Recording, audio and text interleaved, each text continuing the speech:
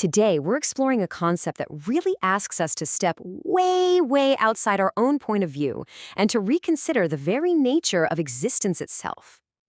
So let's just dive right in with a single massive question. Forget what you see, what you feel, or what you know for a second. If you could see everything from a truly divine perspective, what would our universe and our lives actually look like? That's the core idea we're going to unpack. All right, to even begin to answer that, we have to start with the most fundamental claim in the text, and it's a bold one. It's the idea that in the true sense, only God actually exists. Let's see what that really means. Okay, so the source material argues that God's existence is, well, it's absolute, it's self-sufficient. But everything else, you, me, the stars, we are what's called contingent. Our existence is dependent. Think of it like a light bulb. A light bulb can produce light, sure, but it's totally dependent on a power source. Where the bulb? God is the power source. We only exist because we are constantly, moment by moment, being sustained. And this brings up a really key point.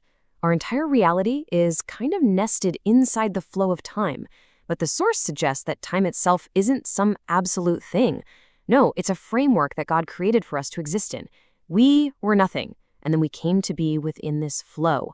God, on the other hand, just is, existing completely outside of that flow.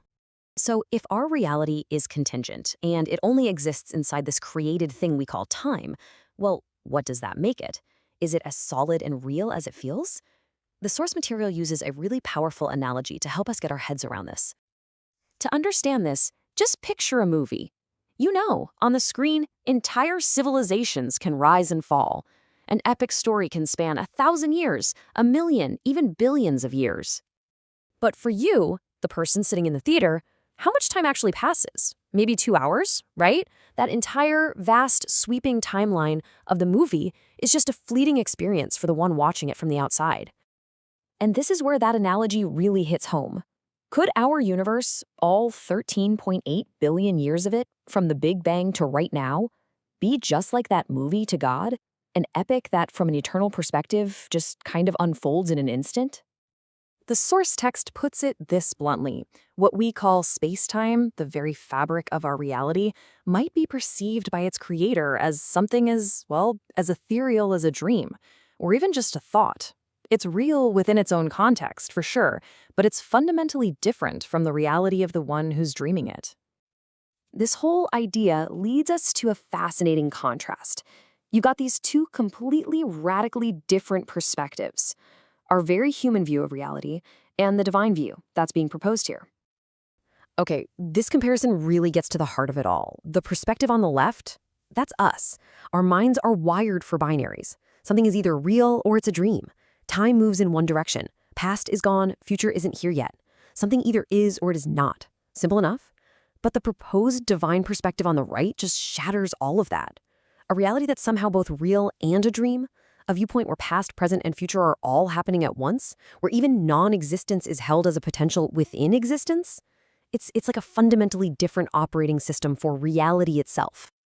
And just when your brain is stretching to comprehend all that, the source text pivots. It introduces a crucial grounding paradox.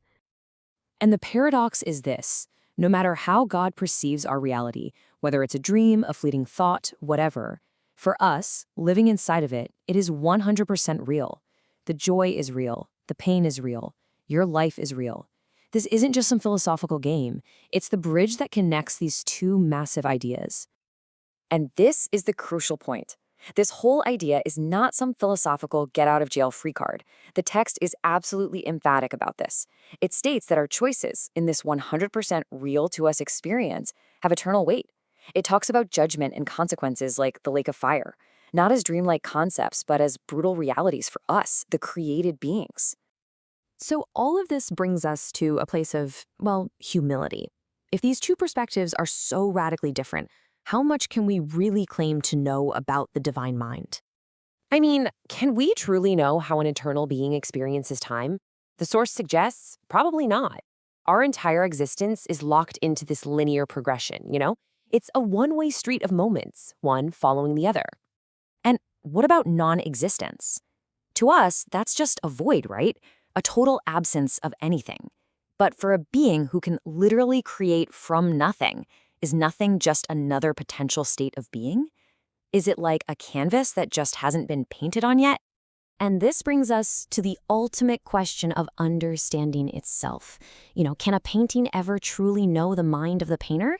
Can a character in a novel ever hope to comprehend the author who exists completely outside the pages of their world? The source material basically concludes that no, we can't. This quote here captures it perfectly. There are limits to our understanding, hardwired into our very nature as created beings. We're confined to the system, and we can only know what the architect of that system chooses to reveal to us. So where does all this leave us? If reality is this giant mystery that we can't fully solve, what's the takeaway? How are we supposed to live our lives? Well, let's kind of summarize what we've covered. Our view of the world is real, but it's just one limited perspective on a much, much bigger mystery. And crucially, not being able to understand everything doesn't make our lives meaningless.